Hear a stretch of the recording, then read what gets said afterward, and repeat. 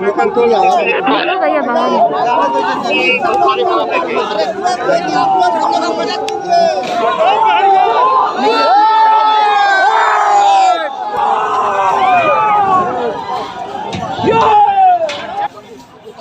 जो यहाँ से आप लोगों को आगे नहीं बढ़ने दिया जा रहा है, तो आप आगे अब आप देख रहे हैं किस तरह से तानाशाही की जा रही है। आप लोगों से छुपा देख सकते हैं आप लोगों ने किस तरह से कैद किया गया।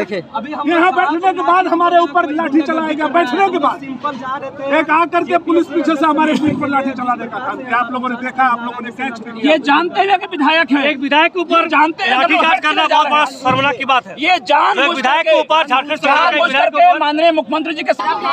देखिए, प्रशासन ने भी हम लोगों को यहाँ पर रोका है और हम लोग ने कहा है कि हम लोग जेपीएससी कार्यालय जाएंगे और हम लोग बात करने आए हैं, ना कि यहाँ पर लाठी और डंडा चलाने आए हैं, ना गोली चलाने आए हैं। अगर नौजवान अपने भविष्य के लिए बात नहीं करेंगे तो कौन करेगा। इस राज्य की गूंगी बहरी सरकार आज 23 तारीख को जेपीएससी कार्यालय में वार्ता के लिए निर्धारित था और हम लोग शांतिपूर्ण ढंग से नौजवानों के साथ, छात्रों के साथ, छात्राओं के साथ पैदल मार्च करके जेपीएससी कार्यालय जा रहे थे।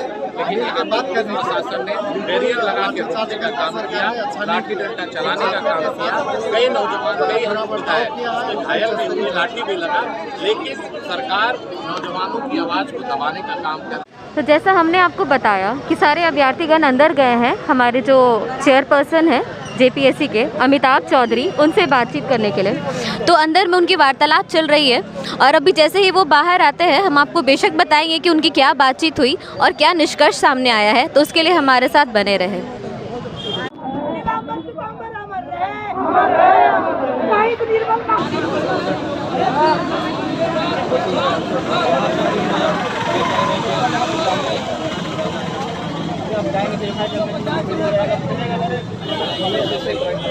हम लोगों को अपना जवाब देंगे कि इसमें कितनी गलतियां हुई है, कितनी गड़बड़ियां हैं। लिखित हम किस किस बिंदु पर जांच होगी। ये जो है कि जो क्रम से लगातार रोल नंबर पास हो गया है और सिंगल कटअप की बात हुई है, उस पर जो हुआ है उस पर बात होगी।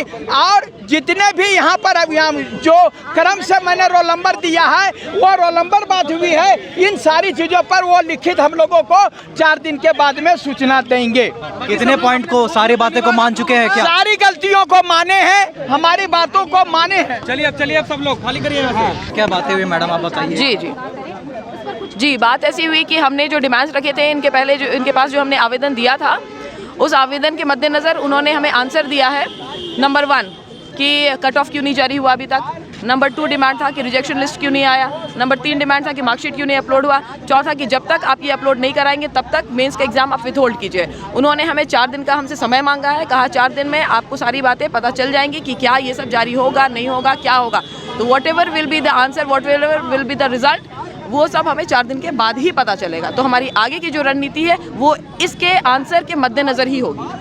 तो 4 दिन का मोहलत लिया है और सारे की सारी बातों को लगभग माना है। जी, उन्होंने अपनी गलती जो है पूरी तरह से एक्सेप्ट किया है कि हाँ 2 सेंटर्स में इस तरह की धांधली हुई है। तो ये जांच का विषय है।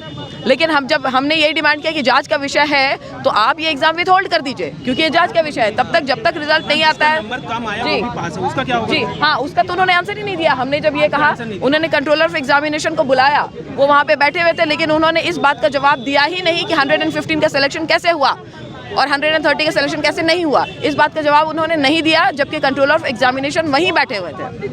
ठीक है, ये जांच का विषय है कि 4 दिन के बाद पता चलेगा कि किस तरीके से रिपोर्ट आएगी सामने और जेपीएससी का क्या प्रतिक्रिया होगा, वो 4 दिन के बाद पता चलेगा। आप हमारे साथ बने रहिए, हम चैनल पर जरूर डालेंगे।